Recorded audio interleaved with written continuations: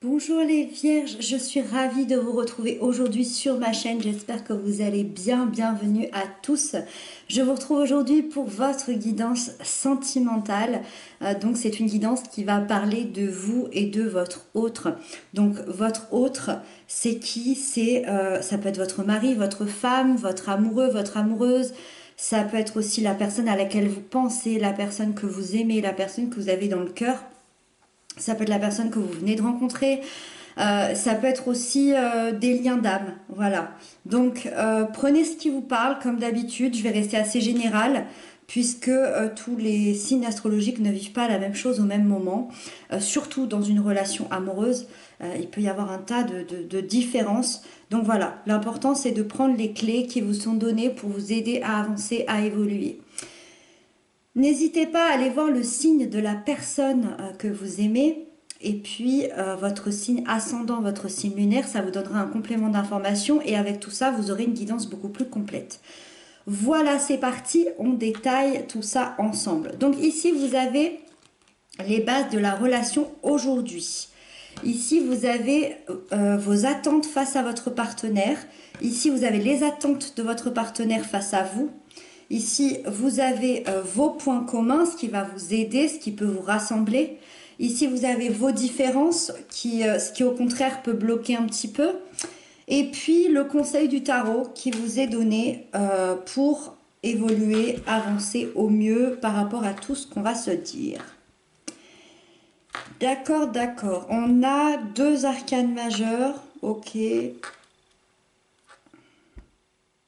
Allez, on va détailler tout ça ensemble. J'ai déjà une petite idée de ce dont on va parler. Alors, la relation aujourd'hui est à la grande prêtresse. Donc, c'est une arcane majeure. Donc, c'est un point assez important pour vous. C'est une énergie, la grande prêtresse, qui nous parle de l'intuition, mais surtout de la connexion au monde de l'invisible. Ça veut dire que je ne sais pas si vous communiquez réellement dans la matière, si vous êtes en relation, si vous vous parlez quotidiennement, mais en tout cas, la grande prêtresse m'indique que vous le faites déjà d'âme à âme. C'est-à-dire que la relation est guidée par vos intuitions respectives et que vous n'avez pas forcément besoin de parler pour vous comprendre. Vous n'avez pas forcément besoin de communiquer tous les jours, de vous voir, d'expliquer certaines choses. Avec cette carte, on nous dit que la relation elle est basée sur la compréhension de l'intuition d'âme à âme. Moi, je ressens directement ici deux personnes qui se complètent très bien. Ça ne veut pas dire que c'est la femme ou l'homme de votre vie, mais ça veut dire que déjà la base aujourd'hui de la relation, c'est vraiment deux personnes qui se complètent extrêmement bien et qui ont une grande connexion particulière, une connexion à l'invisible. D'accord? Donc on démarre déjà plutôt pas mal. Ensuite, vos attentes à vous face à ce partenaire, vous avez la 8 de baguette. Vous, vos attentes, c'est que vous voulez que votre relation évolue, change, et ça extrêmement rapidement. Vous n'avez pas envie de prendre votre temps, peut-être que ça fait déjà longtemps que vous le prenez. Il y a peut-être un petit peu de ras-le-bol là-dedans. Vous avez envie que les choses avancent vite. Vous voulez que l'autre avance vite et vous fasse des propositions assez rapidement. Vous aimeriez que votre autre officialise les choses aussi. Hein. La 8 de baguette, c'est l'énergie du tourbillon, c'est l'énergie de Cupidon, c'est l'énergie de la communication extrêmement rapide. Vous avez clairement envie que votre autre vous montre au grand jour, vous officialise peut-être la relation, peut-être l'amour, peut-être voilà votre union.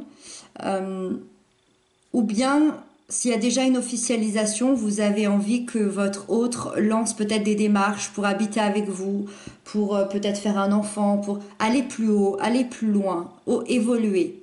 Suivant au stade où vous en êtes, vous avez envie que l'autre change et évolue rapidement. Vous avez envie de communiquer aussi, mais en étant dans l'action et en étant dans l'avancement. C'est-à-dire que c'est comme si ça ne vous suffisait plus. Vous avez envie de communiquer aussi dans la matière, que les choses bougent, que les choses avancent, qu'on fasse des choses réelles, concrètes, dans l'action, dans le mouvement. D'accord? Donc ça, c'est ce que vous demandez à votre partenaire. C'est vos attentes, en fait. Les attentes du partenaire, c'est quoi? C'est le roi de baguette. Déjà, on est exactement dans la même énergie. Hein, là, on avait le 8 de baguette, ici, on a le roi. C'est exactement la même énergie de baguette. Déjà, ça veut dire que le partenaire, il a également envie que les choses bougent, que les choses avancent. C'est comme si tous les deux, vous attendiez le pas de l'autre. C'est comme si tous les deux, vous aviez envie d'une évolution, mais que... alors, soit... je regarde un petit peu les cartes autour. Soit vous ne savez pas comment l'expliquer, soit vous êtes peut-être... désolée, hein, moi j'ai la sensation qu'il y a un de vous deux qui a du mal à exprimer ce qu'il ressent et ce qu'il pense et ce qu'il aimerait dans cette relation. J'ai vraiment cette sensation-là. C'est même peut-être quelqu'un de maladroit. Que ce soit vous ou que ce soit l'autre. Il y a une sensation très maladroite de dire les choses. Et du coup, c'est peut-être pour ça que vous attendez un petit peu l'un et l'autre que les choses bougent. Ces attentes au partenaire, c'est l'action, c'est entreprendre, c'est sortir de la routine. Là, avec le roi, on est vraiment... cette personne, elle doit sûrement détester être inactif. On est vraiment dans cette envie de bouger, dans cette envie que les choses changent. Je pense qu'il aimerait... moi, je pense qu'il aimerait que vous preniez les devants, ce partenaire. Alors, peut-être que c'est quelque chose déjà que vous faites et que ça va vous enrager d'entendre ça, je ne sais pas. Je pense que le partenaire aimerait que vous preniez les devants, mais peut-être pas de manière aussi rapide que ce que vous aimeriez. Parce que là, on est quand même dans une vitesse d'action assez importante. Le roi, il est beaucoup plus posé, il est beaucoup plus...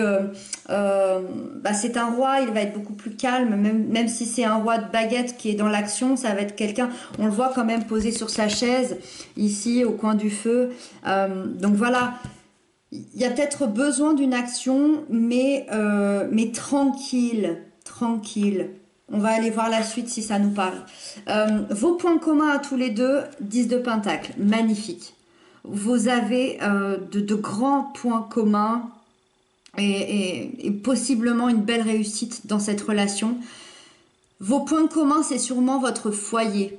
Quand je dis le foyer, c'est à sens large. Donc pour certains, c'est leur famille, leurs amis, leurs enfants, leurs parents, leurs cousins, leurs cousines. Mais c'est également, je dirais, l'épanouissement financier.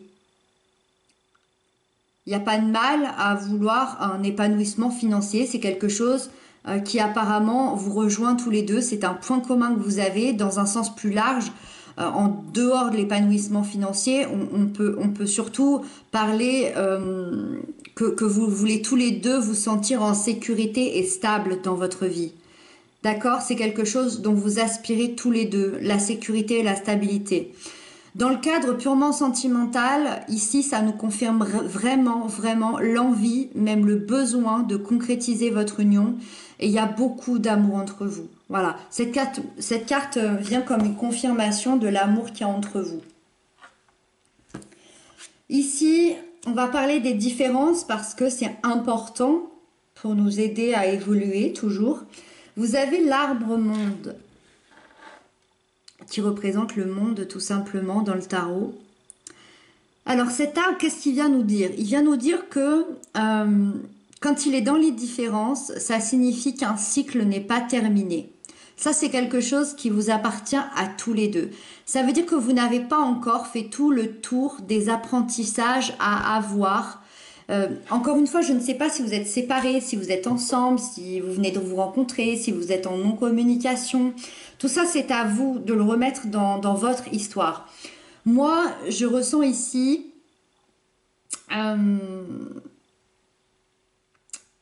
que pour être entièrement accompli, que pour être entièrement heureux, vous avez besoin de faire des apprentissages.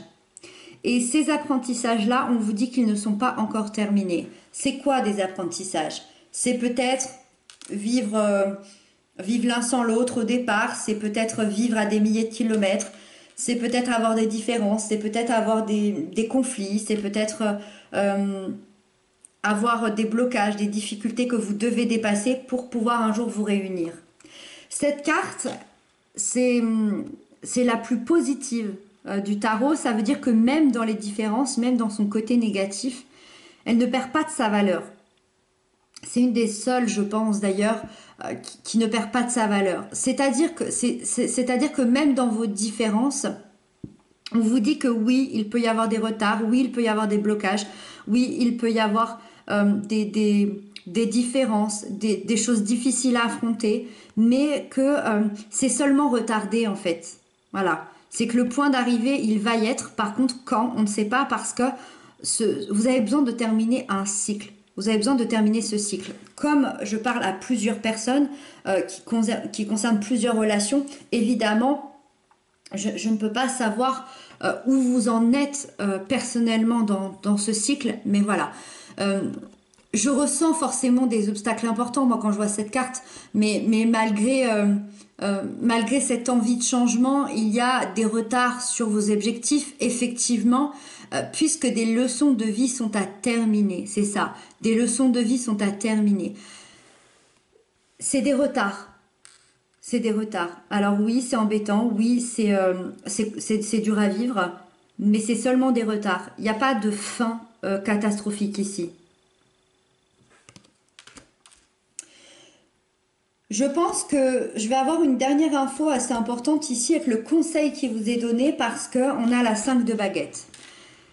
Et je comprends un petit peu mieux tout ce qu'on s'est dit ici. Parce que la 5 de baguette m'explique que ça fait environ, alors encore une fois, suivant dans quelle relation vous êtes, cela fait environ pour certains 4 à 5 ans et pour d'autres 4 à 5 mois qu'il y a des conflits entre vous. Il y a des conflits, il y a des grandes incompréhensions, il y a des pics par-ci par-là, il y a peut-être des paroles un peu blessantes, un peu piquantes. Voilà, entre vous, il y a un peu... C'est la guerre des égos, complètement.